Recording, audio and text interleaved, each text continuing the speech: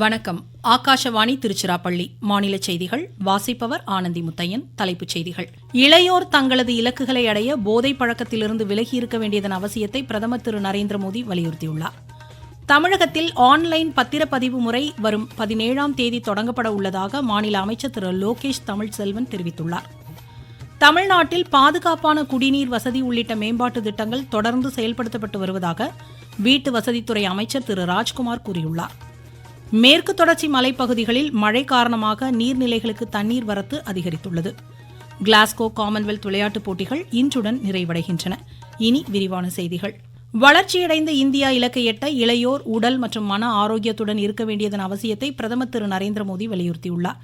போதைப்பொருள் இல்லா இளைஞர் இயக்கம் தொடர்பான விழிப்புணர்வு நிகழ்ச்சியை புதுதில்லியில் காணொலி மூலம் இன்று தொடங்கி வைத்து பேசிய அவர், இளையோர்கள் தங்களது கனவு மற்றும் இலக்குகளை அடைய போதைப் பழக்கத்திலிருந்து விலகி இருக்க வேண்டும் என்று அறிவுறுத்தினார். போதைப்பொருள் பயன்பாட்டால் ஏற்படும் தீய விளைவுகள் குறித்து உரிய விழிப்புணர்வு ஏற்படுத்தப்பட வேண்டும் என்றும் பிரதமர் சுட்டிக்காட்டினார். பெற்றோர் தங்கள் குழந்தைகளுடன் மனம் திறந்து உரையாடுவதன் மூலம் அவர்கள் தவறான வழியில் செல்வதை உரிய நேரத்தில் தடுக்க முடியும் என்றார். பள்ளி கல்லூரி ஆசிரியர்களும் மாணவர்களிடம் இது குறித்த விழிப்புணர்வை ஏற்படுத்தி போதையில்லா தேசத்தை உருவாக்க ஆக்கப்பூர்வமான பங்களிப்பை வழங்க வேண்டும் என்றும் பிரதமர் கூறினார். போதைப்பொருள் பயன்பாட்டிற்கு எதிரான 100 வார கால நாடு தழுவிய இந்த இயக்கத்தில் பொதுமக்களின் பங்களிப்பை ஊக்குவிக்க வேண்டும் என்று கூறிய பிரதமர், ஒவ்வொரு ஞாயிற்றுக்கிழமைகளிலும் விளையாட்டுப் போட்டிகள், கலை நிகழ்ச்சிகள், வீதி நாடகங்கள் மூலம் விழிப்புணர்வு ஏற்படுத்தப்படும் என்றார். மை பாரத் தன்னார்வலர்கள், இளைஞர் மன்றங்கள், பள்ளி கல்லூரி, பல்கலைக்கழக மாணாக்கர் உள்ளிட்டோர் இந்நிகழ்ச்சியில் பங்கேற்க உள்ளதாக கூறினார்.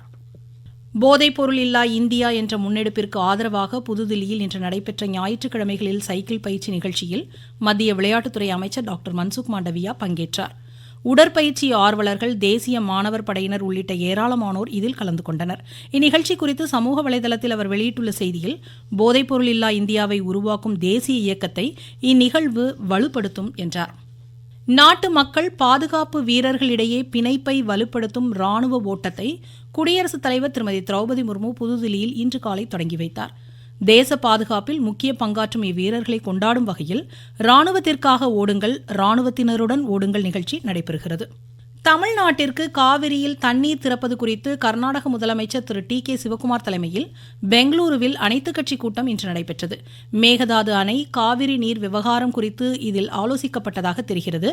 இந்நிலையில் காவிரி நீர் விவகாரத்தில் நிரந்தர தீர்வு காண உச்சநீதிமன்றத்தில் தமிழக அரசு நாளை மேல்முறையீடு செய்ய உள்ளது.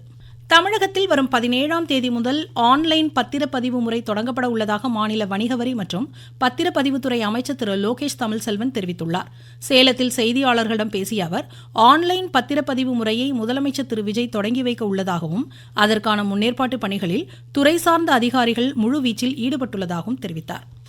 தமிழ்நாட்டில் நீட் தேர்வை எதிர்த்து போராடிய மாணாக்கர் மீது பதிவு செய்யப்பட்ட வழக்குகள் அனைத்தும் ரத்து செய்யப்படுவதாக மாநில பள்ளிக்கல்வித்துறை அமைச்சர் திரு ராஜ்மோகன் தெரிவித்துள்ளார். நீங்கள் கேட்டுக்கொண்டிருப்பது ஆகாஷவாணியின் மாநில செய்தி அறிக்கை.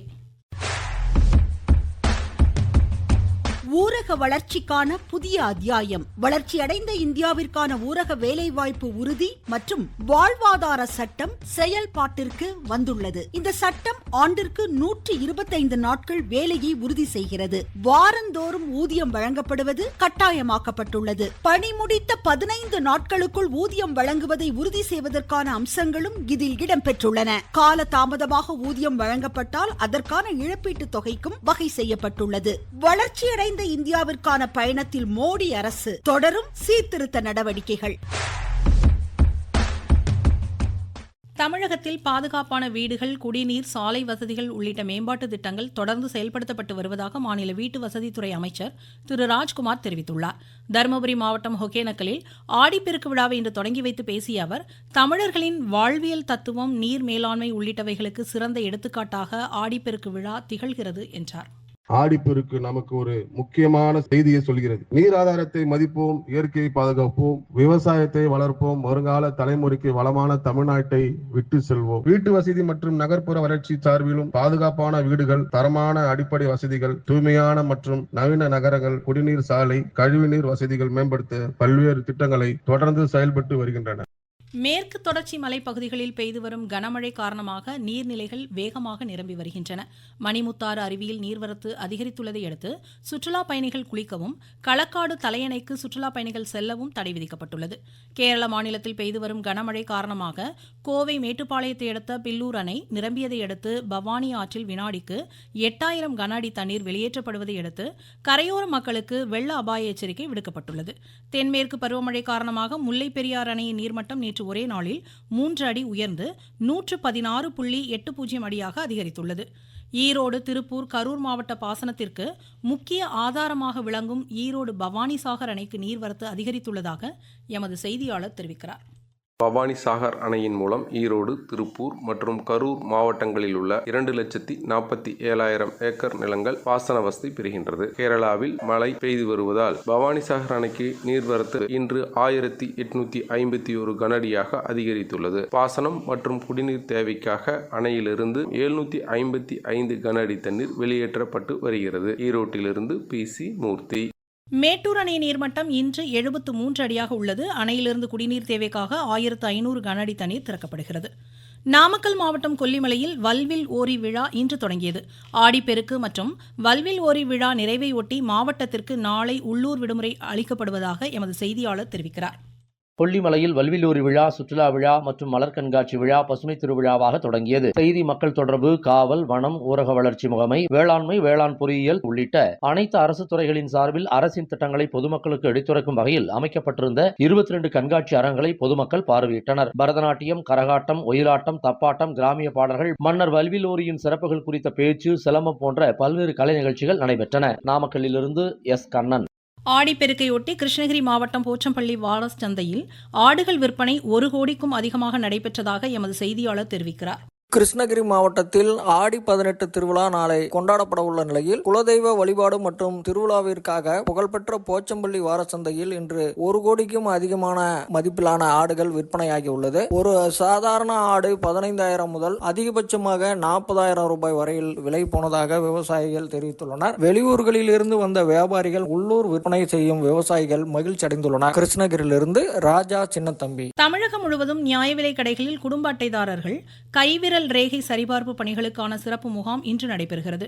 பணி நிமித்தம் காரணமாக வெளியூர்களுக்கு சென்றுள்ளவர்கள் அருகிலுள்ள நியாய விலை கடைகளில் இப்பணிகளை மேற்கொள்ளலாம் என தெரிவிக்கப்பட்டுள்ளது. MBBS, BDS உள்ளிட்ட இளநிலை மருத்துவ படிப்புகளுக்கான முதற்கட்ட கலந்தாய்வு நாளை மறுநாள் தொடங்கி வரும் 17ஆம் தேதி வரை நடைபெறுகிறது. 2ஆம் கட்ட கலந்தாய்வு வரும் 24ஆம் தேதி தொடங்கி அடுத்த மாதம் 2ஆம் தேதி வரை நடைபெறும். திருச்செந்தூர் அருள்மிகு சுப்பிரமணிய சுவாமி திருக்கோவில் ஜூலை மாத உண்டியல் காணிக்கையாக 5,57,00,000 ரூபாய் ரொக்கம், 1,312 கிராம் தங்கம், 23,245 கிராம் வெள்ளி உள்ளிட்டவை கிடைக்கப்பெற்றுள்ளதாக கோவில் நிர்வாகம் கூறியுள்ளது. திருவாரூர் மாவட்டத்தில் பாதுகாப்பான குடிநீர் வழங்குவதை உறுதி செய்ய உள்ளாட்சி அமைப்புகள் ஒருங்கிணைந்து நடவடிக்கை மேற்கொள்ளுமாறு மாநில குடிநீர் வடிகால் வாரிய மேலாண்மை இயக்குநர் திரு தினேஷ் பொன்ராஜ் ஆலிவர் அறிவுறுத்தியுள்ளார். தாய்பை ஓபன் பேட்மிண்டன் மகளிர் ஒற்றையர் சாம்பியன் பட்டத்தை இந்தியாவின் தன்வி சர்மா கைப்பற்றினார். கிளாஸ்கோ காமன்வெல்த் விளையாட்டுப் போட்டிகள் இன்றுடன் நிறைவடைகிறது. நிறைவு நாளான இன்று சைக்கிளிங், ஜூடோ உள்ளிட்ட போட்டிகளில் இந்திய வீரர்கள் களமிறங்குகின்றனர். 74 நாடுகளைச் சேர்ந்த 2,729 வீர வீராங்கனைகள் பங்கேற்ற இப்போட்டிகளில் இந்தியா இதுவரை 13 தங்கம், 17 வெள்ளி, 9 வெண்கலம் என 39 பதக்கங்களுடன் பதக்கப்பட்டியலில் 4வது இடத்திற்கு முன்னேறியுள்ளது. பாரா விளையாட்டுப் போட்டிகளில் 3 தங்கம், 2 வெள்ளி, 1 வெண்கல பதக்கங்களை வென்று இந்திய வீரர்கள் சாதனை படைத்துள்ளனர். 2030ஆம் ஆண்டு நடைபெறவுள்ள 24வது காமன்வெல்த் போட்டிகள் அகமதாபாத்தில் நடைபெறவுள்ளதை அடுத்து காமன்வெல்த் விளையாட்டுப் போட்டிக்கான கொடி முறைப்படி இந்தியாவிடம் ஒப்படைக்கப்படும். மீண்டும் தலைப்புச் செய்திகள். இளையோர் தங்களது இலக்குகளை அடைய போதைப் பழக்கத்திலிருந்து விலகியிருக்க வேண்டியதன் அவசியத்தை பிரதமர் திரு நரேந்திர மோடி வலியுறுத்தியுள்ளார். தமிழகத்தில் ஆன்லைன் பத்திரப்பதிவு முறை வரும் 17ஆம் தேதி தொடங்கப்பட உள்ளதாக மாநில அமைச்சர் திரு லோகேஷ் தமிழ்செல்வன் கூறியுள்ளார். தமிழ்நாட்டில் பாதுகாப்பான குடிநீர் வசதி உள்ளிட்ட மேம்பாட்டு திட்டங்கள் தொடர்ந்து செயல்படுத்தப்பட்டு வருவதாக வீட்டு வசதித்துறை அமைச்சர் திரு ராஜ்குமார் தெரிவித்துள்ளார்.